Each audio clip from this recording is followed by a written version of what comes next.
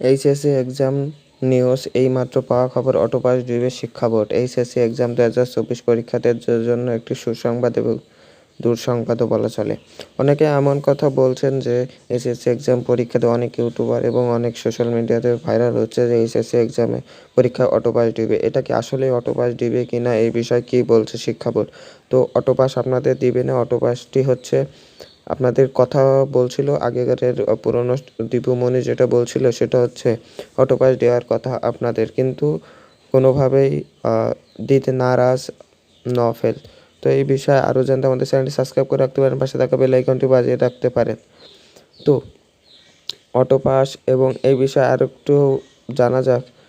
আবারও পরীক্ষা অনুষ্ঠিত, আবার 10 তারিখ পর্যন্ত পরীক্ষা স্থগিত করা হয়েছে, কিন্তু 11 তারিখ থেকে পরীক্ষা আবারও শুরু হবে। কিন্তু 11 আগস্ট থেকে পরীক্ষা কি আবারও শুরু হতে পারে?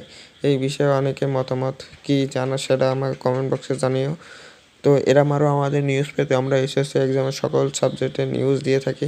আমরা আশা করি আপনারা সকল আপডেট দেখবেন, আমাদের চ্যানেলটি সাবস্ক্রাইব করে রাখবেন, পাশে থাকা বেল আইকনটি বাজিয়ে রাখবেন এবং আশা করি আপনাদের একটা সাবস্ক্রাইবে কোনোভাবেই আপনাদের 10 টাকা 5 টাকা কোনটা চলে যাচ্ছে না, একটা ক্লিক মাত্র, একটা সাবস্ক্রাইব করে দিন প্লিজ। এবং আশা করি আপনারা প্রতারণার শিকার হবেন না কোনোভাবেই। তো আমরা সকল আপডেট দিয়ে থাকি। ধন্যবাদ সবাইকে। এই ভিডিওটি এই পর্যন্তই।